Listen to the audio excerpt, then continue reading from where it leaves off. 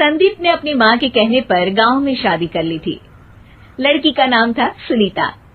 माँ का कहना था एकदम मॉडर्न बहू नहीं होनी चाहिए, लेकिन उन्हें नहीं पता था कि गांव से आने वाली बहू सुंदर सुशील तो होगी और उसको गांव से बाहर भी निकाल लाएंगे, लेकिन उसके अंदर का गांव कैसे बाहर निकलेगा। शादी के कुछ दिन बाद, माँ टिफिन तो देना जरा। बेटा अब तो स्कूल नहीं ऑफिस जाता है, माँ से नहीं अपनी बीवी से टिफिन मांगा कर। ओके माँ। सुनीता टिफिन ले आओ। एक किलो टिफिन, इसके अंदर पिस्ता डाल दिया है। पिस्ता? पिस्ता क्यों?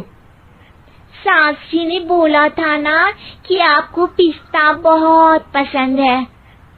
ओहो, मैंने पिस्ता नहीं पास्ता बोला था, पास्ता। पास्ता? कहीं होता है पास्ता? अरे बेटी तू रहने दे, मैं बना दूंगी। अच्छा किया कि पाव भाजी बनाने का नहीं बोला, वरना किसी के पाव बना देती है। सुनीता को बुरा लगता है, लेकिन उसकी नादान हरकतें कम नहीं होती। ऐसे ही एक दिन, अरे तुमने ये क्या लगाया है? अरे आप वो फूस फूस करके लगाते हैं ना, वही। डियो? का दियो?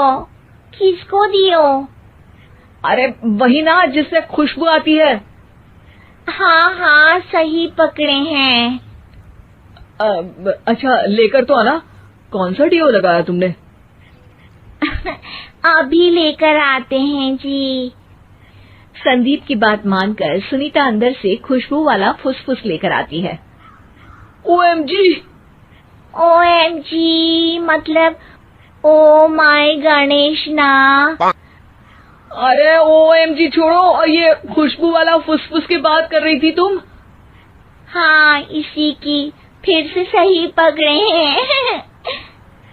अरे देवी, लेकिन आप सही नहीं पकड़े हैं, ये डियो नहीं है। डियो नहीं है तो क्या लियो है? अरे ये रूम फ्रेशनर है, जिसको कमरे में छिड़कते हैं, खुद पर नहीं।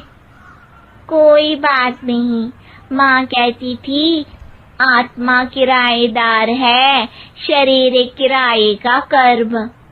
हम शरीर पे ये डाल लिए तो क्या फर्क पड़ जाएगा। अरे बहू, ओ बहू, मेरे लिए फल तो ले आ, फिर मैं बाजार जाऊंगी। सुनीता अपनी सास के लिए फल लेकर आती है। अरे बेटा, पपीता, तरबूज और सेब फल ऐसे कैसे खा लूं? काट कर तो ले आ। माँ जी, मेरे गांव में तो खेत से उठा के सीधा खा लेते हैं। अरे ये तेरा गांव नहीं है ना। अरे संदीप, तू ही कुछ समझा देना इसको बेटा। मैं कैसे समझाऊं माँ, ये तो माइक्रोवेव को भी भट्टी बोलती है। कल मैंने बोला हाय कैसी हो, तो बोलती है किसी को हाय नहीं लगानी चाहिए।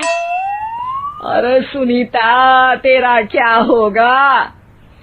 अभी तो कैसे बताऊं माँ जी, अभी हम कुछ करेंगे फिर पता चलेगा क्या होगा, लड़का या लड़की। हे भगवान, कहाँ से आ गई है? रामपुर से जी, आप ही तो लेकर आए थे मुझे। अरे मुझे माफ कर दो। पहले कोई गलती तो करिए जी, आपकी तो सारी गलती माफ कर देंगे हम। हाँ अरे बहू, मेरी बात सुन। फल यानी कि फ्रूट जब भी लाए ना तो काट कर लाना, ठीक है? जी ठीक है माँ जी, फल यानी फ्रूट यानी काट के लाऊंगी। सुनीता रोज ही कोई ऐसी हरकत कर देती जिसकी वजह से उसे घर में दो बातें सुननी पड़ती।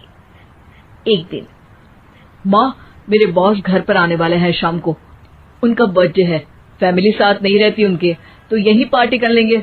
उनको अच्छा लगा तो शायद मेरा प्रमोशन भी हो जाएगा।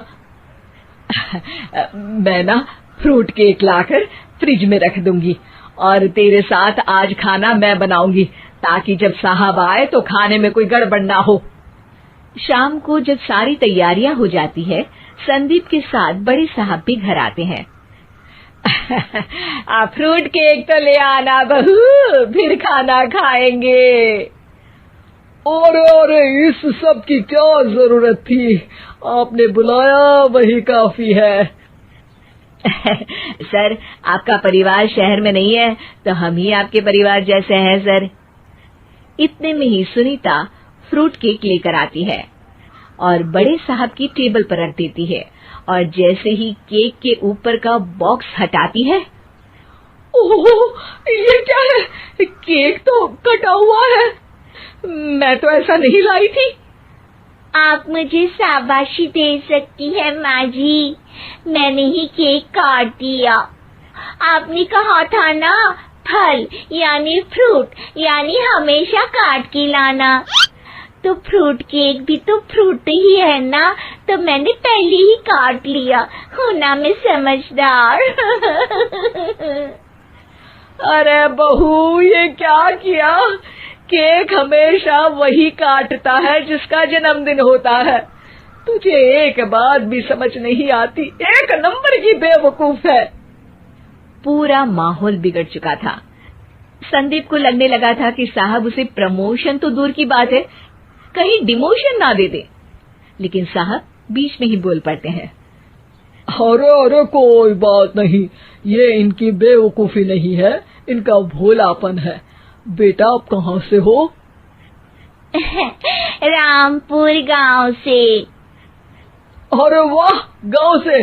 फिर तो आपके गांव में ताजे फल और सब्जियां मिलते होंगे।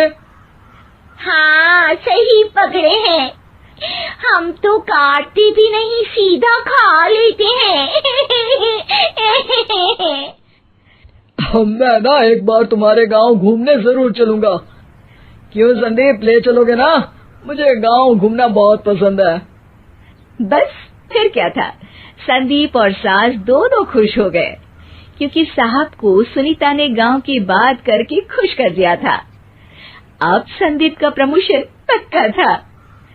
शिक्षा, कभी भी किसी भी गलती पर घबराना नहीं चाहिए। हो सकता है कि उस गलती की वजह से आगे बड़ा फायदा हो जाए।